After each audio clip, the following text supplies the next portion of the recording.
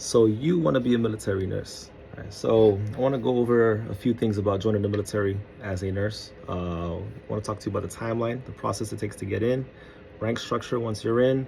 Um, Once you're officially in, you got boots on your feet, wearing a uniform. What next? Types of nurses in the military, and as well as benefits. So a little bit of introduction about myself. I've been in the military since 2019. I'm currently a captain in the Air Force Reserves. And by saying that, I can only speak for the Air Force Reserves. I can't speak for the active duty side, can't speak for the Army, Navy. I'm just telling you my experience within the Air Force Reserves as a nurse. Been in since 2019. I've been a nurse since 2015. Prior to that, paramedic since 2011, EMT before that. So let's talk about the timeline. Hardest part about joining is getting a hold of the damn recruiter. The recruiters are very difficult to get a hold of. There's only about 1 to 2 healthcare recruiters per state. I know in my state's about 2 recruiters, one for the bottom half, one for the top half of the state. However, once you do get a hold of this recruiter, then that's when things start to kind of flow a little bit more easier. Now, my recruiter, again, it took me 3 months to get a hold of him, but if you really want to join, blow his phone up. Once you get his email, keep emailing him, following up, because he's not going to follow up with you. It's your responsibility to follow up with him or her. Now, make sure you talk to a healthcare recruiter, healthcare professions recruiter. These are the recruiters that are specialized in dealing with anybody who's joining the military as a healthcare professional, nurses, doctors. If you talk to just a regular basic recruiter, they're going to say, yeah, we can get you in, we can get you in. They're full of shit. They're lying to you. They cannot get you in. You have to talk specifically to a healthcare recruiter. So basically go to the US Air Force website, get that phone number and give them your information, and they can give you the contact information of the healthcare recruiter. Has to be a healthcare recruiter. Otherwise, you get a regular recruiter, they're going to probably tell you some stuff that's not true. They don't really know much about the process for officers to get in. Again, once you join, you're going to be an officer. You can start off as a second lieutenant, first lieutenant, captain. But anyway, yeah, make sure you're talking to the healthcare recruiter, because they're going to be the ones who can put you on the right track. Overall process of getting in, it can take about 2 years to get in, believe it or not, no matter how bad they need you. So again, several months to get a hold of the recruiter. Once you get a hold of this recruiter, you got to give him a ton of paperwork, transcripts. You got to get your criminal history, driving record. You got to give them your bachelor's. Saying that too, your bachelor's. If you don't have a bachelor's, don't even think about it. You cannot join as an officer without a bachelor's. All officers have a bachelor's degree. So if you have your ASN, Associates in Nursing, you need your bachelor's to join as an officer. And they will not start your process if you do not have your bachelor's degree. Or even if you're in the process of getting your bachelor's, you need your bachelor's for them to even start working on you. They need everything: marriage certificates, divorce certificates. When you go for your security clearance, they need your neighbors' information, their phone numbers, how long you knew them for, BLS, ACLS, all your certificates. Later down the road, they want you to write like a little small essay about why you want to join the military. Let's see what's next. So after that process is done, you got a hold of the recruiter. He has all your information. Move on to the next step. You go to MEPS. What is MEPS? Military Entrance Processing Center. This is basically they're evaluating you head to toe, medically, physically, mentally, emotionally, making sure that you're fit for duty. Don't lie. You can't lie anymore. The system that the military now has in place has access to all your medical records. If it's about 20 years ago, they probably don't have that. 10 years ago, they might not have it, but in the past 10 years, they're going to be able to access any single medication you've been prescribed, any doctor you saw, all the doctor's notes, any ER visits, admissions. They're going to see everything. So don't lie. If you're on Adderall, it's going to be a lot harder for you to get through there. So that's MEPS. Basically, the recruiter will schedule a date for you to attend MEPS. You go to the closest MEPS. If you're like out in a really far away country areas, you're gonna have a long drive. So anyways, you show up to MEPS early in the morning. Make sure you got a full bladder. They piss test you. They're gonna give you a breathalyzer test. Make sure you don't have alcohol in your system. And make sure you can take a shower right before, because they're going to inspect your body head to toe, in and out. Very detailed. Wear some nice underwear. Let's see. So after you're done with MEPS, if everything goes well with MEPS, you have no medical conditions, you're able, they're gonna measure your weight, height, they're gonna tape your abdominal circumference, your neck circumference, just to make sure you make weight. I mean, if you don't make weight, that's when they do your abdominal neck circumference to check your they have this weird formula for your body fat, and it's not really accurate. It took me 2, maybe 3 times because I was technically overweight. 5'7", I was 180 pounds, and I had to be like 160, 165. They don't take into consideration if you work out, if you're a bodybuilder, if you have a lot of muscle mass, that's you're still considered fat in their eyes. So after MEPS, once MEPS is done, now it's just a long waiting game. At this point, you're working on your security clearance. They'll give you the information on how to get your security clearance done. That takes several months. But just keep following up your recruiter. Every week or two, just follow up saying, hey, how's it going? What's next? Do you need anything else from me? Because he's not going to follow up with you. You got to follow up with him or her. So once all that's done, the recruiter has all your information. He develops a package for you. I believe this package goes to Congress. Congress now has to see, review your entire package, and that whole process takes like another 3 months, maybe 6 months, I believe. I don't even remember. Now, this package, they review it, they sign off saying, yes, you can join the military. They're the ones who are going to basically also determine your rank. Now, once all that's done, how the rank structure works, if you don't have to always go in as the first, like lowest rank there. I was able to go in as an O2, which is a first lieutenant. I was able to skip O1, which is the second lieutenant. We call them butter bars. Now, if you have less than 4 years experience as a civilian nurse, those 4 years, how the military calculates it is every 2 years counts as like 1 year in service. So your second lieutenant needs to be a second lieutenant for 2 years before they become an O2, first lieutenant. First lieutenant, after 2 years, will become a captain. So you got 2 years, 4 years. After 4 years, you'll be a captain. Now, every 2 years of nursing civilian side will count to 1 year as if you were in the military for the rank structure.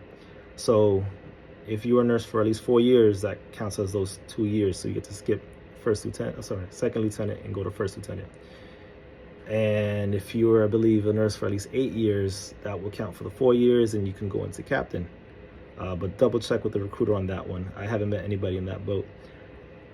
Another exception to that rule, you have your master's, you have your nurse practitioner, your CRNA. Once you have your master's, you automatically can become captain. You do have the option to request to come in. If you do qualify for captain, you have the option to request to come in as a first or second lieutenant. Me personally, I would highly recommend, if you have no military experience, you're not prior enlisted, and you qualify to become a captain, don't take it. Ask to become a first lieutenant at least. Reason why I'm saying this, once you're in a captain, you're already in a leadership role. They're gonna expect you to know everything that a captain who's already been in there for 4 years knows. How to run a squadron, how to run an exercise. You're expected to be on a higher level of management. You're probably already gonna be supervising other people underneath you. Once you're a first lieutenant or second lieutenant, you might not be supervising anybody at all. But once you're a captain, you're expected to be doing captain duties. So my best advice, my personal experience, do whatever you want. If you qualify for a captain, try to take at least a first lieutenant position. Learn the ropes, learn the military. Military is a very complex place. There's a lot of things that you're not going to understand or know what people are talking about, and that's going to take years for you to kind of understand how the whole entire system works. So try to avoid captain if you're put in that position. Try to take the lower rank. It's only 2 years, and 2 years are going to go by quick, and then you're going to automatically promote to captain. Captain is automatic. You don't have to do anything. Just don't screw up. Now, if you're a doctor on the civilian side and you want to join, I believe doctors, since they have the doctorates, they can come in as majors. I'm not sure if the same thing applies to DNPs. If you have a DNP, you might be able to come in as a major, but again, I'd recommend you come in as a first lieutenant, learn the ropes, and then once you get to these higher ranks, captain, major, you'll be ready for that leadership role. So next part, let's talk about once you're in. Now, waited about 2 years, you did everything your recruiter asked you to, everything's done, you're going to get a phone call, most likely from the chief nurse of the base that you're going to be going to. Now, this chief nurse is going to basically, just a simple phone interview. You don't have to go in person for this interview. I mean, unless you're locally close to the base, but then again, even then, you won't have a CAT card, an ID card for you to get in. So most likely you'll be doing a phone interview with the chief nurse. I mean, my phone interviews, they were pretty simple, just basic questions. They just want to get to know you, know your background. And once you're at that point, so when they're calling you for an interview, I mean, if you really screw up that interview, they're not going to take you. But I mean, most likely they're calling you, they're probably going to take you. Because everything's basically done. It's just an easy ride to get in. So phone interview's done. Chief nurse says, all right, most likely they'll see you soon. Next step is your recruiter. Once the chief nurse tells the recruiter, yeah, we'll take this person, then the recruiter will basically officiate your date of rank. Now, your date of rank is an important date that you always have to remember for your entire career, because this is the day that you're always going to get promoted on. Now, if you're a second lieutenant, your date of rank 2 years from that's the day you're going to get promoted. Once 2 more years is up, that date of rank is the time you're going to be promoted to captain, and so on and so on. So you have your date of rank. Once the recruiter tells you, hey, this is your date of rank, you have X amount of days. I believe it's 10, maybe 2 weeks, 10 days to 2 weeks, that you have to officially commission. Now, what that means is, you're joining as a commissioned officer. What that means is you need to be sworn in. Now, this process, you're gonna have to contact your recruiter on who can swear you in. I believe you need another officer to swear you in. So you'll have another Air Force officer. It could be any officer in the military, really. In Army, Navy, any officer can swear you in, sign a piece of paper. They'll recite the oath to you. You recite the oath back. I, so-and-so, do solemnly swear that I will obey the Constitution of the United States, and so on and so on. Now, once that's done, sign the paper. This is now your date of commission. This is also an important date for you to remember. So once you commission, next step, they're going to give you a date to your start date. Now, as a reservist, we don't really say drill weekend. We call it a UTA. This is your unit training assembly.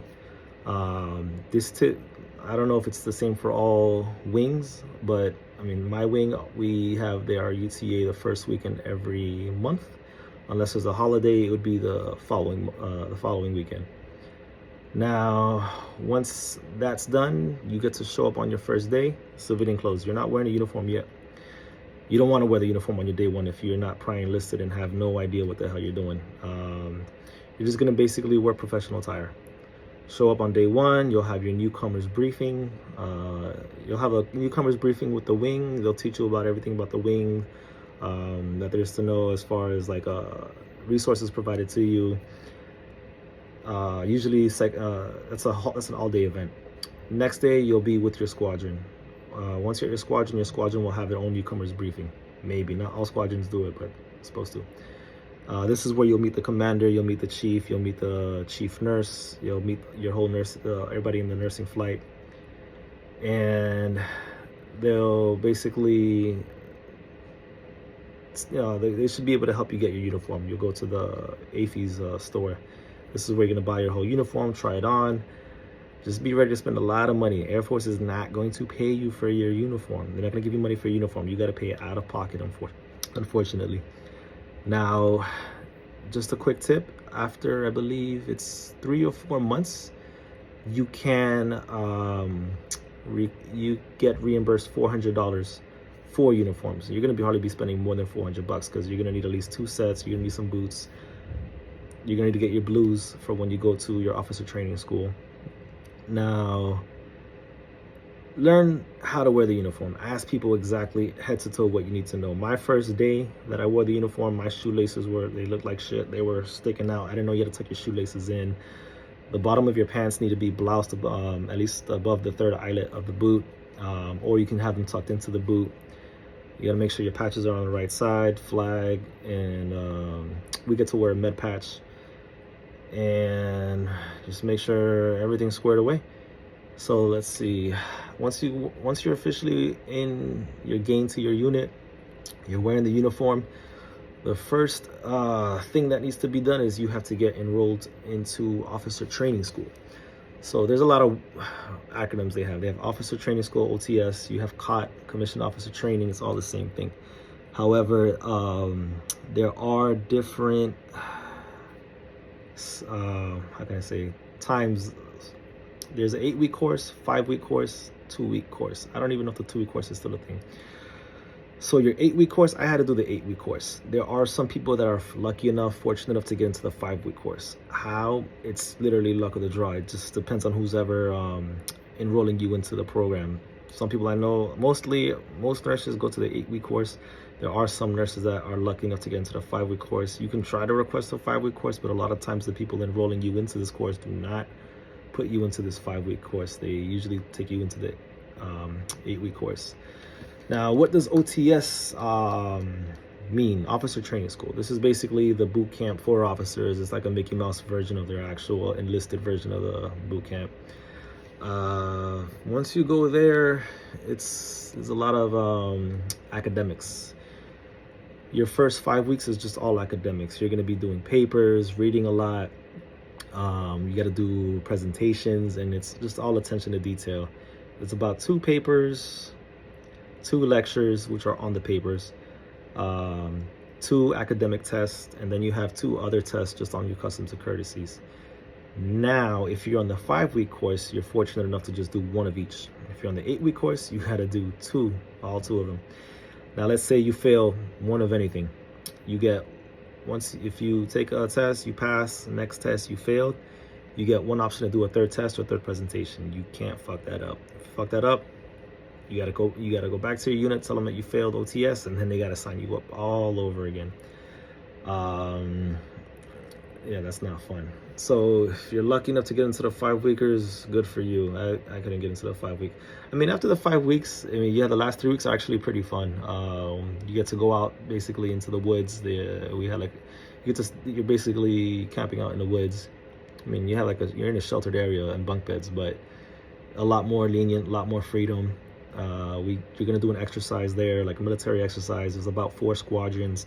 Each squadron's competing against the other. You're all given a mission, and then they have like some point system. I don't even know how they calculate points, but you get to have your own little airsoft rifle, shoot BBs at everybody, and that's about it for the OTS portion. I mean, there's a lot that goes into it, but it's just a lot of academics, a lot of studying. You're not gonna really have much time to do anything else. A lot of us wanted to work out. We barely had time to work out because we're just in there constantly studying for these exams, and luckily nobody in my flight failed.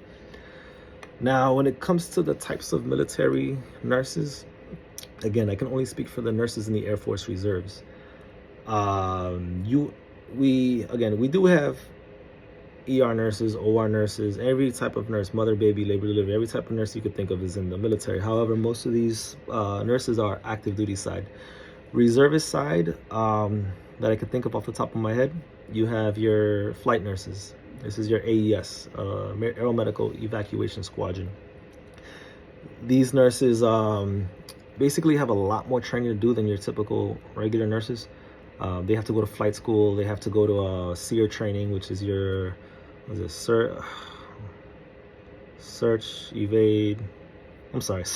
survival, evade, resist, escape. This is like a course up in, I think it's Washington State. And let's see, you got flight school, that's a few weeks or maybe a few months, SEER training, and then there's another type of training I can't remember off the top of my head. Then you have your clinical nurse. Now, clinical nurse is just a very broad spectrum of nurses. Your clinical nurses can just be nurses that are literally in the clinic, just basically doing health assessments for the people on the base, just to make sure every year you got to do a health assessment. So you're just basically there kind of triaging people, or you could be drawing blood work, you could be doing giving immunizations. Then you have your ASTS. Your ASTS is your Aeromedical Staging Squadron. So in your ASTS, they're also considered nurses. However, these nurses are in a position where in a deployed setting, they would be, their role is ERPS, En Route Patient Staging Squadron. these nurses are basically, they're receiving casualties that are already stabilized, and these are patients that you're just basically watching over until they're ready to fly out. So your role is just to make sure they stay stable until they get to their next destination. So you have them in your well, we have you can be in a tent, you can be in a larger structure, but we train with, you know, like a 10-bed ERPS in a tent, and basically you're just making sure these patients stay stable until that aircraft comes to pick them up, and then you're delivering these patients to your flight nurses, the AES squadron.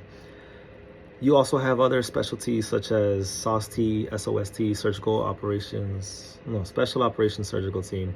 This is a little bit more intense. This is something that you have to apply for directly with that unit.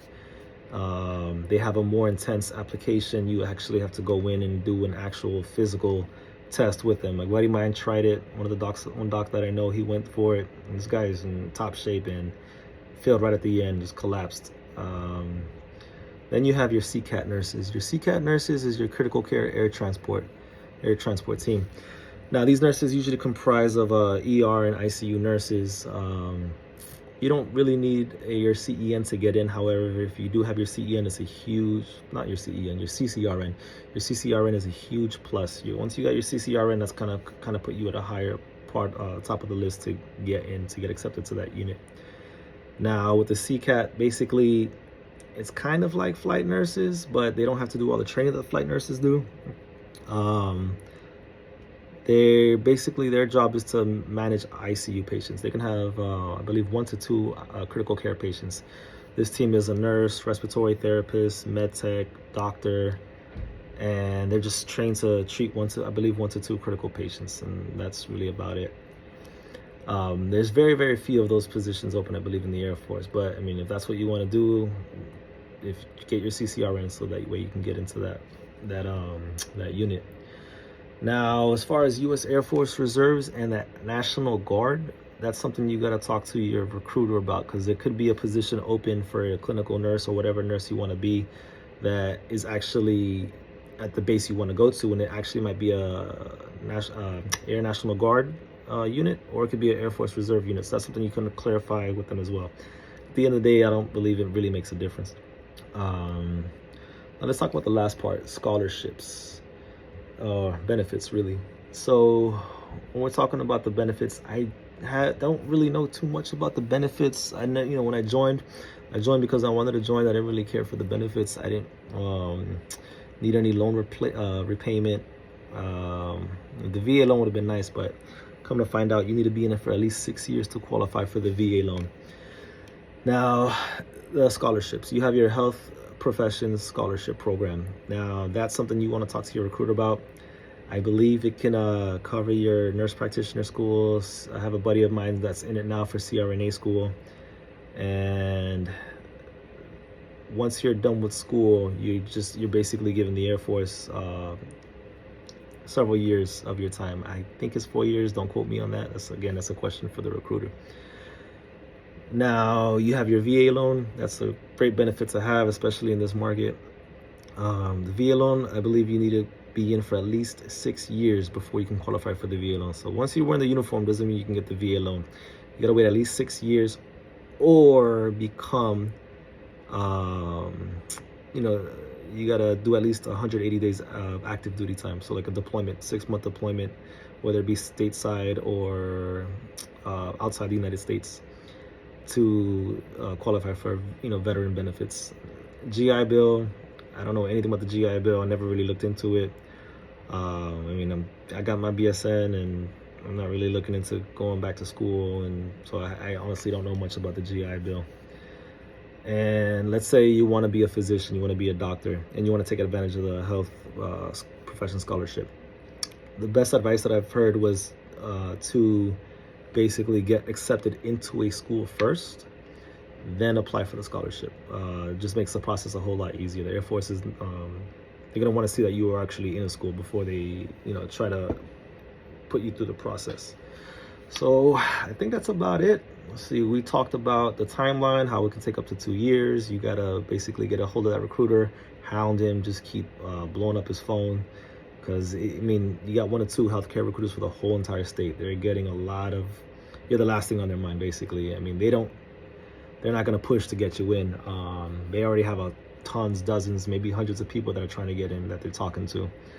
So yes, the timeline, the rank structure, again, you got second lieutenant, first lieutenant, captain. Depending on your years of experience as a nurse, that determines what rank you come in. You can opt out and go a lower rank if you choose to. I recommend coming in as a first lieutenant instead of a captain, because it's a lot of more responsibility that you're going to be expected to know on day one, which you're not going to know. Then you have your OTS, Officer Training School. You have your 2-week, I didn't talk about the 2-week program. 2-week program is I don't think it exists anymore. I rarely see anybody who goes into the 2-week program. They had the 2-week program in the past because these were for like lawyers, doctors, surgeons who couldn't take that much time off of work, obviously, and so that's why they developed a 2-week program. But I heard they got rid of it. I'm not for sure. We talked about types of nurses in the military. Well, that I know of, your EDOR nurses, all that stuff is usually on the active duty side. But your flight nurses, ASTS, your clinical nurse positions, CCAT, these positions are in the reserve side. And then, the benefits, the healthcare scholarships, and I believe that, they pay for about 100%. I mean, again, don't quote me on that. Follow up with a recruiter. I haven't really looked too much into it. You got your VA loan after 6 years of service in the reserves, or you had to have deployed for at least 6 months or 180 days. Same thing. And that's about it. I mean, if you guys have any questions, reach out to me, send me a comment. I'll try to respond as soon as I can. Thanks for listening.